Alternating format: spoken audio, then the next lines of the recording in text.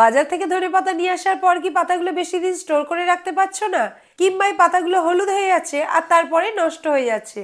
তো এই ভিডিওটা তোমাদের জন্য। আজকে আমি এমন টেকনিকে তোমাদের ধনেপাতাগুলো রেখে দেখাবো যেখানে এই পাতাগুলো তোমরা দীর্ঘদিন ভাবে স্টোর করে রাখতে পারবে, কোনো রকম ভাবে হলুদও হবে না আর নষ্টও হবে না। তাহলে দেখতে থাকো পুরো ভিডিওটা, আশা করি তোমাদের ভালো লাগবে।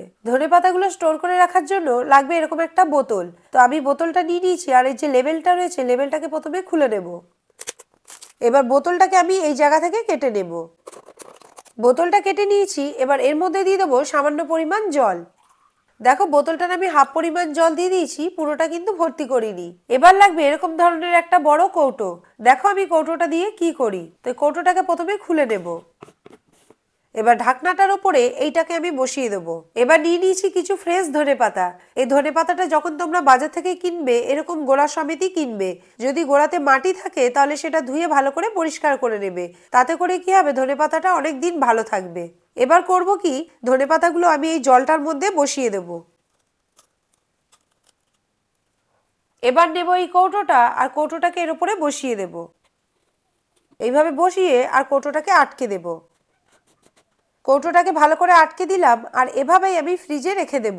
এইভাবে রাখলে পরে ধনেপাতাগুলো তোমাদের 1 মাস মতো ভালোভাবে থাকবে, কোনো রকম পাতা হলুদও হবে না আর পাতাগুলো নষ্টও হয়ে যাবে না। আর যাদের বাড়িতে ফ্রিজ নেই তারা কিভাবে স্টোর করে রাখবে সেটাও তোমাদেরকে একটু বলে দিই। তোমরা শুধু এইভাবে বোতল কেটে কিংবা কাচের গ্লাসের মধ্যে ধনেপাতাগুলো জলে ভিজিয়ে রাখবে আর প্রত্যেকদিন সকালে শুধু একটুখানি জলের ছিটা উপর থেকে দিয়ে দেবে। তাহলে দেখবে ধনেপাতাগুলো একদম ফ্রেশ থাকবে আর খুবই ভালো থাকবে। তো দারুণ নাই ট্রিকটা? তো চলো পরের ট্রিকটা দেখে নিই। পরের ট্রিকটা আমাদের বাটার নিয়ে।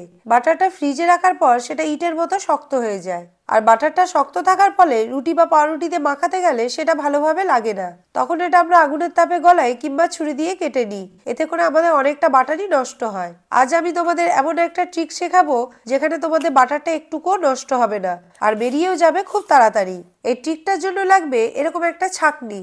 এই ছাঁকনিটা কোনো প্লাস্টিকের নিলে হবে না, এখানে স্টিলের যে ছাঁকনিগুলো পাওয়া যায় সেই ছাঁকনিটাই নিতে হবে। এবার দেখো আমি কাজটা কিভাবে করছি। ঠিক বাটাটাকে এরকম চাপ দেবে আর দেখো এইভাবে বার করবে। দেখো কত সুন্দরভাবে ঝুড়ি ঝুড়ি বাটার বেরিয়ে এসছে। এবার তুমি এটাকে পাউরুটিতে মাখাও, চাইলে রুটিতে মাখাও, যাতে খুশি মাখাও, তাতেই খুব সুন্দরভাবে এটা লেগে যাবে।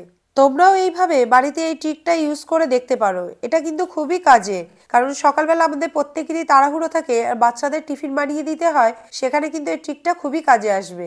এই ভিডিওটা তোমরা কে কোথা থেকে দেখছো সেটা আমাকে কমেন্ট করে জানিও। তোমরা কমেন্ট করলে আমার খুবই ভালো লাগে। বন্ধুরা, ঠান্ডা লেগে যাওয়ার কারণে আমার ভয়েসটা হয়তো ভিডিওতে ভালো আসেনি, নাকে নাকে আসছে, তোমরা একটু অ্যাডজাস্ট করে নিও। এই দুটো টিকের মধ্যে কোন টিকটা তোমাদের বেশি ভালো লেগেছে সেটা আমাকে কমেন্ট করে জানিও। যদি ভিডিওটা ভালো লাগে তাহলে লাইক শেয়ার করে দিও। এই ধরনের মজার নিত্য নতুন ভিডিও দেখতে হলে আমাদের পেজটাকে ফলো করে রেখো। যদি তোমরা ভিডিওটা ইউটিউবে দেখে থাকো তাহলে আমাদের চ্যানেলটাকে সাবস্ক্রাইব করে দিও। দেখা হবে পরের একটি ভিডিওতে। টাটা।